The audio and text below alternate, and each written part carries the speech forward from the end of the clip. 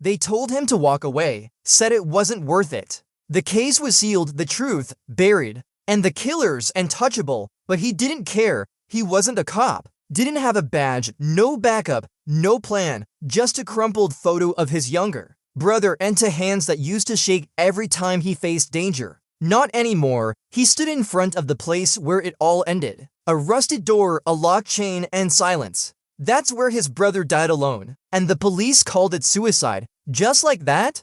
They expected him to forget, to let it go. But grief didn't make him weak. It made him cold, focused. He didn't want revenge, not at first. He just wanted answers, but answers had a price. And the moment he started asking the wrong questions, people started watching. He knew the risks. He knew no one would believe him. Heck, they laughed when he said he'd take the whole thing down by himself. But he wasn't planning to come back, not until every secret, every lie, and every face behind this twisted mess got dragged into the light. One by one, with no weapons, no backup, just his bare hands. It started with a phone call. A voice on the other end, quiet, almost to calm. We found him. Warehouse 19. By the time he got there, the body had already been taken. His younger brother cold, lifeless, gone. They said it was suicide. No blood, no fight, no goodbye. Just a broken lock, a silent floor, and paperwork already stamped.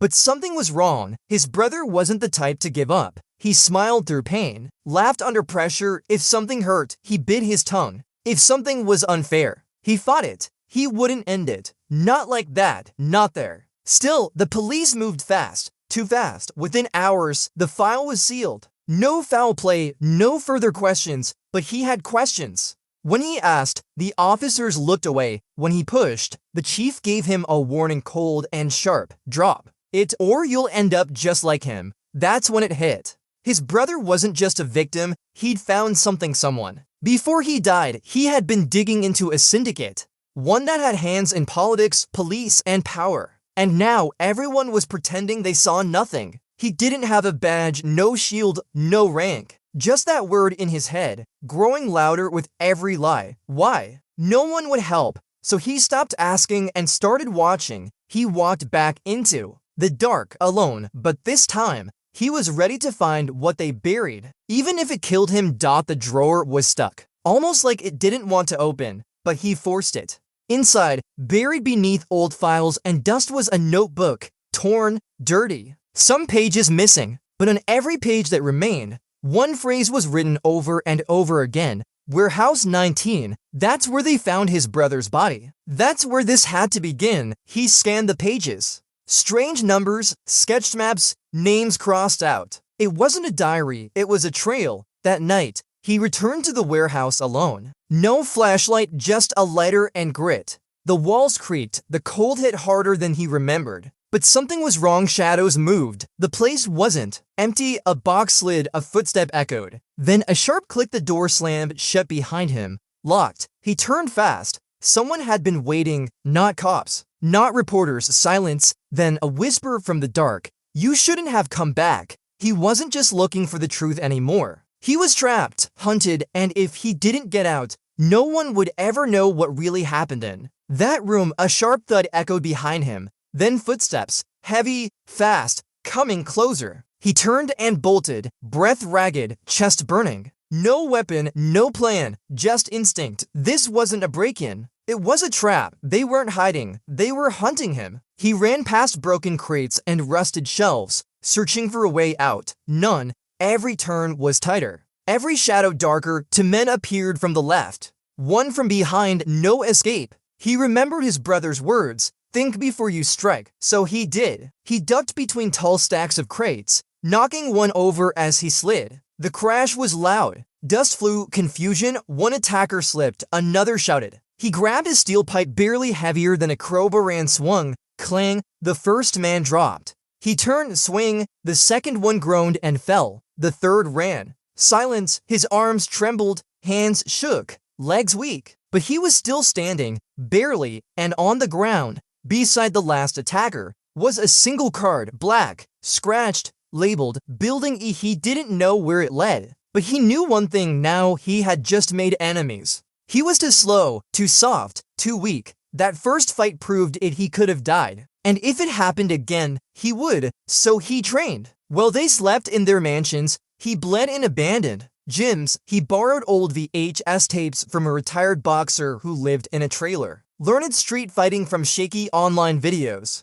Stole time from sleep, sparred with shadows. Hit the heavy bag until his wrists gave out, then taped them tighter. And hit again. Every bruise was a lesson. Every fall a reminder, don't die like your brother. Don't freeze when it matters. The city kept spinning. But he moved faster now, cleaner, sharper. He stopped hesitating. Started striking first. Building it wasn't just a place anymore. It was a line in the sand. One side was fear, the other truth. And he knew the truth wouldn't come easy. It had to be earned with broken knuckles, with grit, with sweat, no guns, no power-ups, just to fists.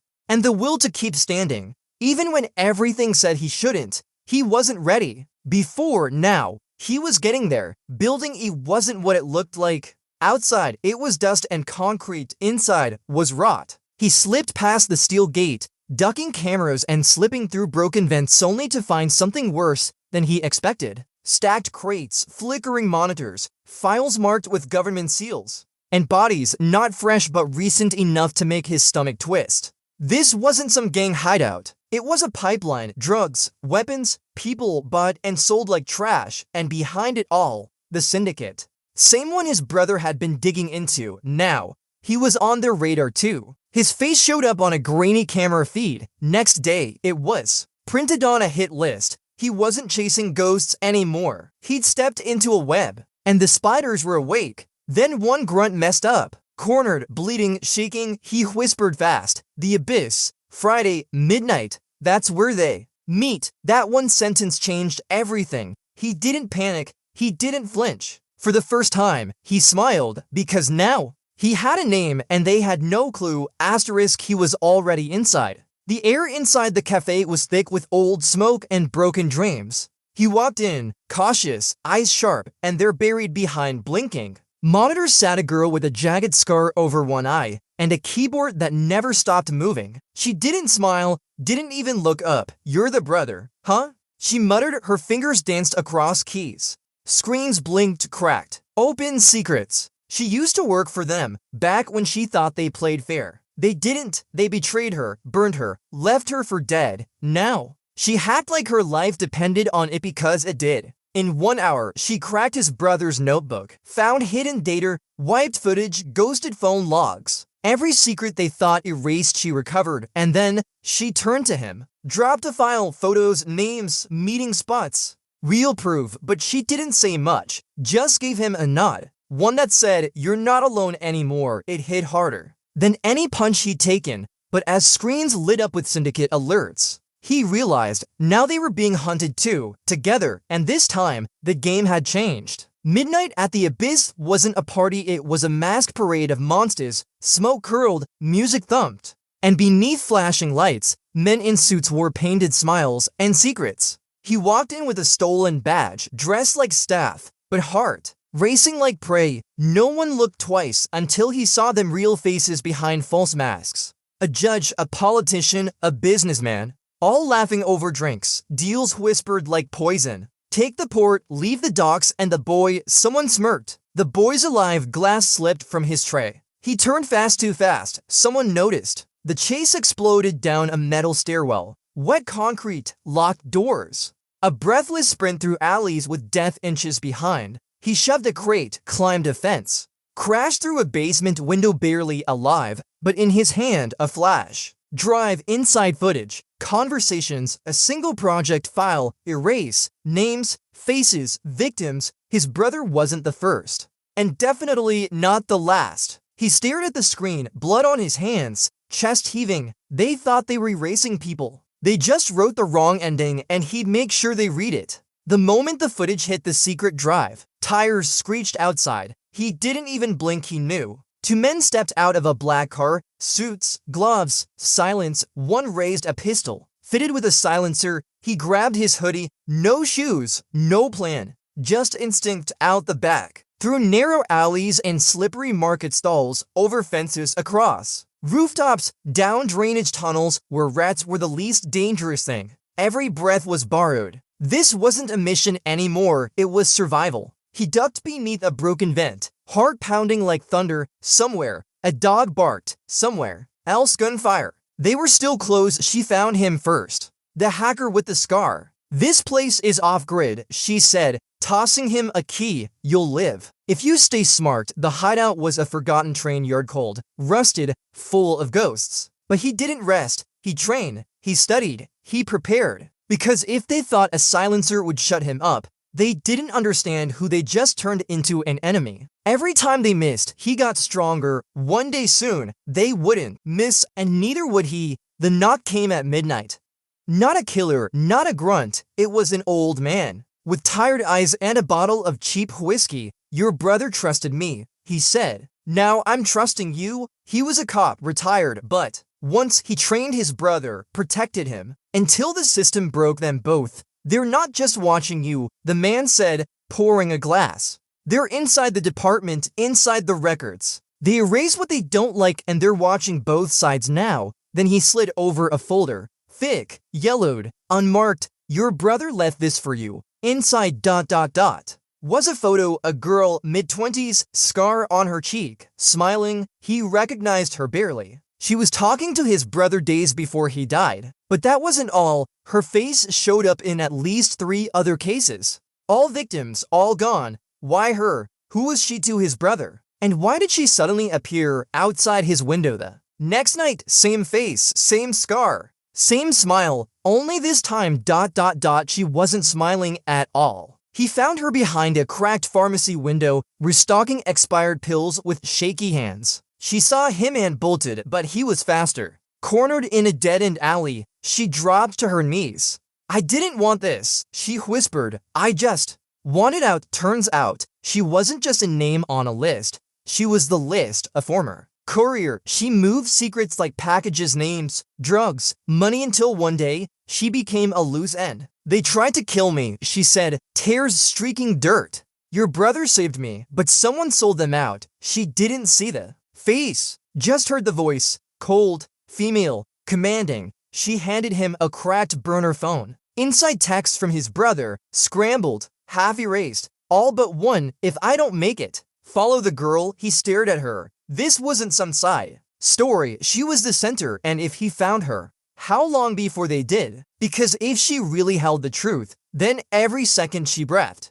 was a countdown. He came back to silence. The train yard once her hideout was cold, empty, but not clean. Blood, fresh, one end on the wall. A red symbol drawn in thick strokes, not a signature, a warning. His phone buzzed, one message, a video. She was tied to a chair, barely conscious. Her lips cracked, one eye swollen shut. She looked at the camera and whispered, don't come for me. But he already had his shoes on. They didn't take her for info, they took her for him. To break the one thing still holding him together. But they made one mistake. She was smarter than they thought. He checked under the old bench where she used to sit, taped underneath a flash drive. Inside it, gold, every hidden server, every name, every password, every sign. They thought they sent a message. Instead, they handed him a weapon. He zipped up his hoodie, jaw clenched. If they wanted a war, they just pressed the start button. He walked into the lion's den, wearing their uniform. The flash drive pointed to a clean, shiny tech startup. But under the surface, it was all rot, servers humming, guards with earpieces. Red access doors marked with symbols no one dared question, no backup, no way out, just him. He moved fast, clipboard in hand, cap pulled low. Maintenance audit, he muttered. No one looked twice. But every floor got darker, deeper, hotter, until the top. Inside, walls of encrypted servers, black folders with real names, real crimes, real faces, then a sound file. His brother's voice arguing, another voice answered, female, cold, sharp, familiar. He clicked open a profile. His blood ran cold. It was her, not some ghost, not a legend. Someone who once smiled, shook his hand, and wore a badge with honor. A leader, a protector, and now? The core of the corruption. His eyes narrowed. They built the system to hide monsters like her. And now, it was his turn to drag her into the light. He hit send ... and started a war, through a patch together. System of old reporters, burner phones, and his hacker's final code. He unleashed it all. The footage, the files, the faces, news feeds lit up. Every lie they'd buried clawed its way to the surface: bribes, forged deaths, hidden bodies, that girl's story. And something darker, Project Erase. The world snapped awake. Cops were arrested, CEOs disappeared, politicians denied everything. But one woman didn't blink. She sat behind her glass desk, ice cold, and whispered two words: clean it. That night, the sky turned orange. The safe house exploded, walls cracking, fire everywhere. The bench where his friend left the flash drive ash, but they were too late. He had sent copies, uploaded backups, passed it to people who still believed. The fire raged, but he walked through smoke, face bruised, coughing blood. They want me gone, he muttered. Then they'll have to do better, because now the world knew. And so did she, and he wasn't finished. The man was a wall of muscle, and our guy? Just a scarred kid with fire in his eyes, deep in a basement reeking of sweat and old blood. He stepped into the ring. No rules, no gloves, just pain. Across from him stood the ex-enforcer, an old syndicate monster with hands like sledgehammers. Every hit he threw sounded like bones snapping. And still, he didn't back down. He dodged, blocked, took hits that rattled his brain. Every bruise, every scar on his body screamed. But so did that voice in his head: don't win for me, win for the next one. He clenched his fists, one deep breath, then bam, a counter, a hook, a scream. The giant crashed to the mat like a building collapsing. Silence. Then the old fighter laughed through blooded teeth and said, took you long enough. He didn't just lose, he surrendered, switched sides. Now, the war wasn't just his alone anymore. He had a fighter by his side, a soldier, and the real fight was just beginning. They thought he'd come blind with hope, that the word alive would cloud his mind. They were wrong. He stepped into the old tunnel, every footstep echoing like a warning. The air was stale, the walls whispered betrayal. And then click, shadows moved. 4 of them, black vests, muffled guns, no names, no mercy. But this time, he wasn't walking into a trap, he was the trap. One turned, too late, crack, another lunged. Throat crushed, a blade sliced past his cheek, but his fist landed harder. Blood splattered, silence returned. Then her voice, not a memory, not a ghost, real, help. There she was, barely conscious, tied to pipes. Eyes swollen, breathing slow. He ran to her. I've got you, he whispered. Gunfire roared behind them, then fire. The tunnel groaned, shook and collapsed in flame. Dust swallowed everything. They thought they buried him there. But minutes later, out of the smoke, he emerged, burned jacket, bleeding hands, carrying her in his arms, alive and very much not finished. They thought he'd show up broken, desperate, alone. They were wrong. She was healing, barely able to speak, but she gave him the last piece, coordinates, the final stronghold, where she would be. He didn't wait, but this time, he didn't go alone. The ex-enforcer stood beside him, the old cop, beaten but undent. A few brave insiders with fire in their eyes. No more secrets, no more silence. The gates of the estate shattered under explosions. Smoke and shouts filled the air. Cameras caught everything inside. She ran. The Queen of Shadows, the woman behind it all cornered. He followed her down into the bunker. She turned, calm, smirking. You don't have it in you. He didn't argue. He handed her a phone. Live stream broadcasted her face, her voice, her crimes. You did this to yourself, he said. Outside, the world watched. Inside, her mask cracked. The people didn't need him to punish her. They would finish what he started. And justice would be public. Justice came. But peace never did. Months rolled by. Headlines faded. The world moved on, like it always does. Some of the guilty were locked away. Others vanished like smoke. The city looked cleaner on the surface, but he didn't chase peace. While others celebrated, he trained quietly. Every punch, every breath disciplined, focused, eyes wide open now. The girl, she rebuilt her life from ashes. The hacker, she opened a safe house for truth tellers. They healed in their own ways, but him, he washed. From shadows, from rooftops, from silence. Because darkness doesn't die, it adapts, learns, hides, and so did he. No more soft trust, no more looking the other way. He made a promise at night beneath rubble, beneath fire, if it ever rises again. He clenched his fists. I won't wait. His scars still ached, but he stood ready, not for revenge, for justice, and next time, he wouldn't need a weapon, just his hands. And the will to never let it happen again, asterisk asterisk.